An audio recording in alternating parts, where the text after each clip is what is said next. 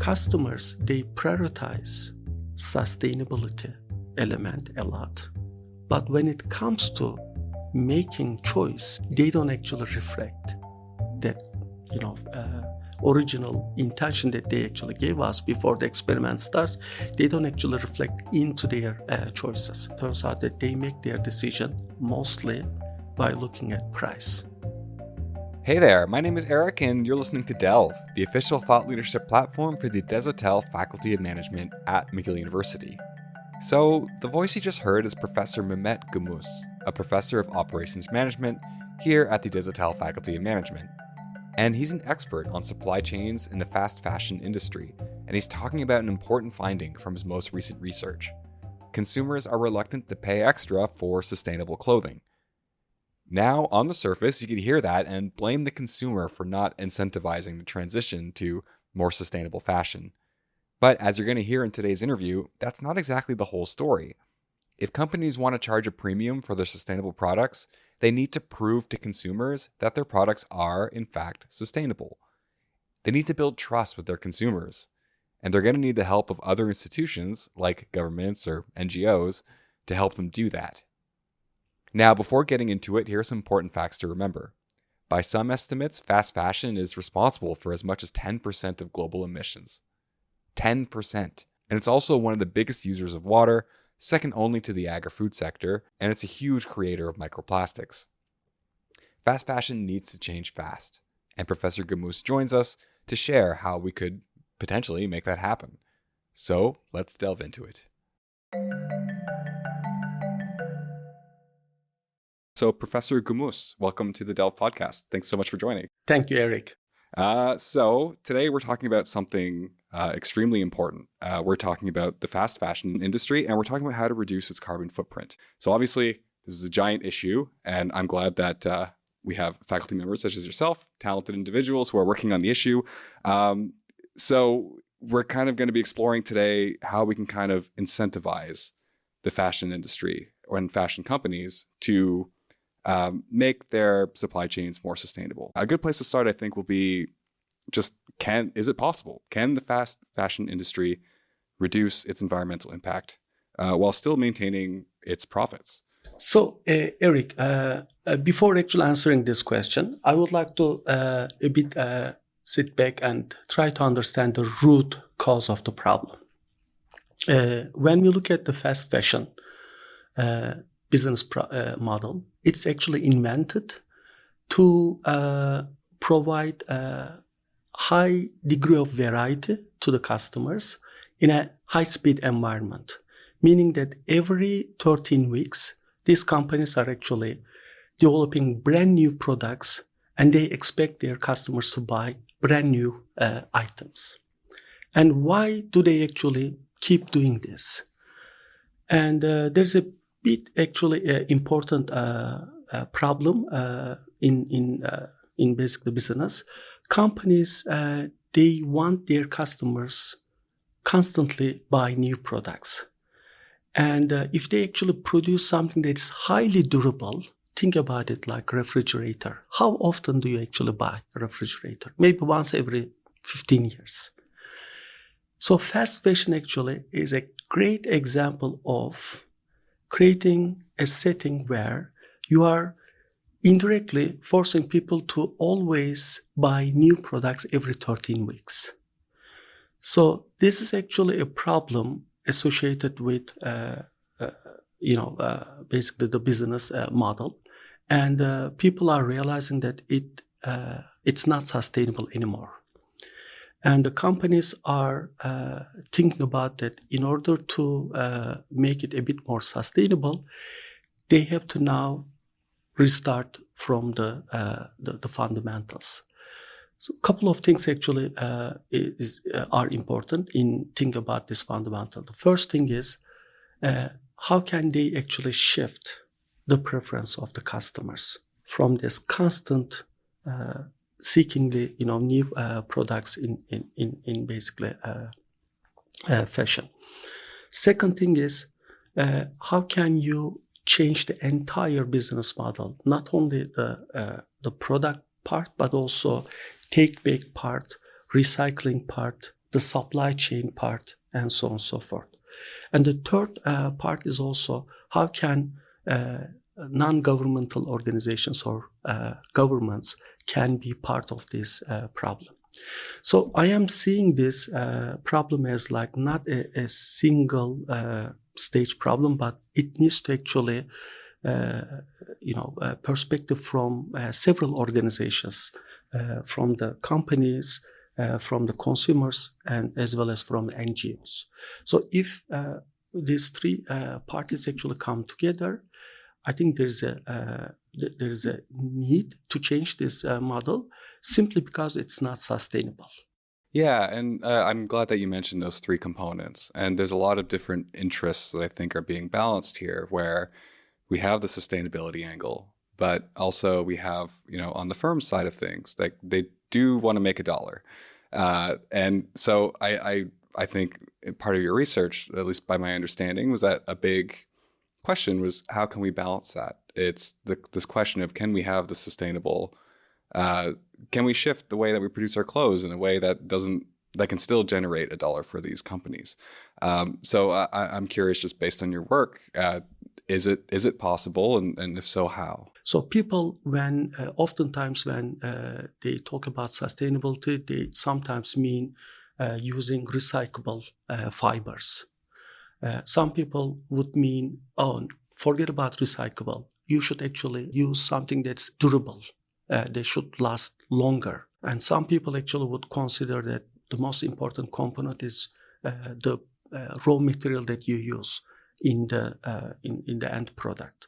And at the end of the day, we actually look at this problem and understand that sustainability is a complicated, multidimensional issue. And the companies should actually, with their limited resources, they should start prioritizing their actions according to these different dimensions. To understand which dimension they should actually prioritize, what we did in this research is we actually ask consumers, because at the end of the day, dollars are coming from the consumers, which dimension they should actually prioritize. What we did in this research is we actually ask consumers, because at the end of the day, dollars are coming from the consumers. So in this research, we try to understand the willingness to pay part from the consumer side. But what we actually seen is that the customers, they prioritize sustainability element a lot. But when it comes to making choice, they don't actually reflect that, original intention that they actually gave us before the experiment starts. They don't actually reflect into their choices. Turns out that they make their decision mostly by looking at price. So I don't know, when I hear that, I think there's a bit of a chicken and egg scenario where it's like, how long do we wait for customers to come around? And at what point does it become on, the company's responsibility to innovate and to find ways of delivering their product in a way that's more sustainable without having to put the burden of costs on the consumer? So the short answer is that in the short term, it is quite actually impossible to reduce the cost of sustainability. But in the long term, if we actually do this piece by piece in a continuous kind of effort, definitely the cost will go down, and then it becomes more and more accessible for mainstream market. But in order to make those savings, one needs to look at the entire supply chain together, not only the production, but also the selection, the assortment problem, delivery side, and the pricing side as well. So if the companies can align those different dimensions together, certainly there are possibilities which companies can actually provide some profits, basically. Is there a case for, would explaining that to consumers help them understand what they're buying when they buy a recycled product or a product that's being marketed as more sustainable? If you actually educate the customer with the meaning of these attributes, you have to really clearly identify and build this trust relationship as well. As you know, there is a bit of problem when it comes to sustainability, which is called greenwashing. Companies exaggerate their effort. When they do some sustainable efforts, they actually make it a big deal, which is more than maybe they should take credit. So companies need to also explain in a clear fashion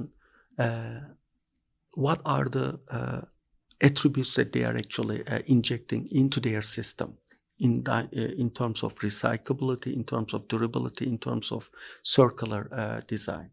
So I'm curious about the accountability angle here. So that, like, what kind of accountability tools are there to make sure that companies are, what they're advertising is true, that what they produce does in fact contain 10% recycled materials, or that their supply chain does meet these necessary requirements to lower emissions. So I'm just curious what kind of tools are out there. There are actually organizations out there at different levels, either local government level or at the more federal level, or even intergovernmental levels like European Union and so on and so forth. These organizations actually, they are popping up more and more, especially to provide this accountability angle. One of the problem basically in not in textile but in general in food sector is to provide local options for the customers. The problem is that when you advertise it as like a locally grown product, you need to also provide some sort of validation to the customer. And there are institutions like in Quebec, Aliment du Québec, they are providing this verification. Similarly, when we come back to this fast fashion, the validation is also extremely important, but a bit more challenging. So in your research, having that seal of approval saying this product is sustainable, that overrules pricing in consumer decisions? That actually, we show that it improves the selection or the consumer preference significantly. But for example, in the case of local food items, when the product is already verified as organic, we realize that getting another certification as locally produced certification doesn't really generate additional value. So you have to be also careful. You have to think about what are the most important parts that needs to be validated, and you try to the companies need to actually avoid validation that would overlap. So I guess there's a bit of a opportunity here right now in the fast fashion industry for an organization to step up and to be the authority on whether or not a product is deemed sustainable, to give that seal of approval. But I don't know. Is there anyone, like, whose job is that? Is that a federal government in like at a national level? Is that the UN? Is that like who would have the clout to carry that kind of weight? I think definitely it needs to be basically at least triggered by a central organization such as federal governments or the governments. Because if you just leave it to companies, their discretion, we are going to basically observe same phenomena, because they are basically going to start competing in terms of profit, in terms of reducing their costs. So definitely federal government should put some restrictions, and that's something we also simulate in our study. We look at how much restriction they should actually implement to change this path. Basically, we realize that they should also do it in a gradual fashion. If you try to impose restrictions in all dimensions at the same time, it didn't create the value, it didn't create the impact that we are looking for. As we actually have discussed, the governments should also look at this problem in a holistic fashion, and they should impose those restrictions, maybe put them in a schedule, but do it in a bit more strategic fashion, so that they should basically create the intended consequence. So I guess with climate change, there's always this element of time, and like things do have to change quickly. And like, we have net zero by 2030, 2050. I don't know. I'm just on a personal level, based on your work. Like, what do you feel is possible when it comes to fast fashion? So my understanding again is that fast fashion business model is actually invented by several big players, starting with Zara, H&M, Gap.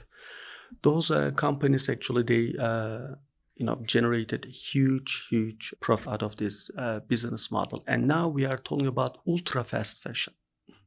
Especially with online platforms, anyone can actually produce all sorts of different designs, basically delegate the production to different parts of the world and ask them to transport to any part of the destination in the world and then sell it different locations.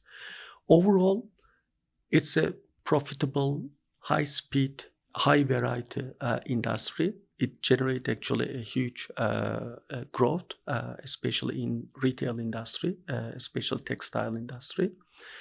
But again, if we don't actually fix this sustainable angle, if we don't look at this end-to-end solution, it is not definitely sustainable in the long term.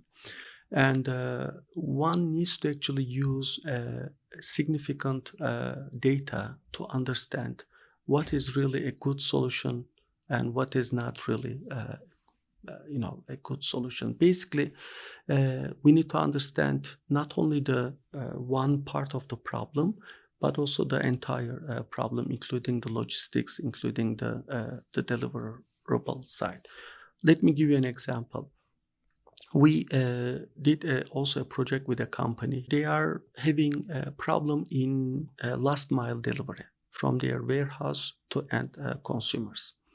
And guess what? Amazon is setting the expectation of the customer, saying that whenever you click on the button, you expect to receive it either tomorrow or latest in 2 days. This expectation is not consistent with sustainability, because in order to bring those even small items, you need to actually spend huge effort and energy.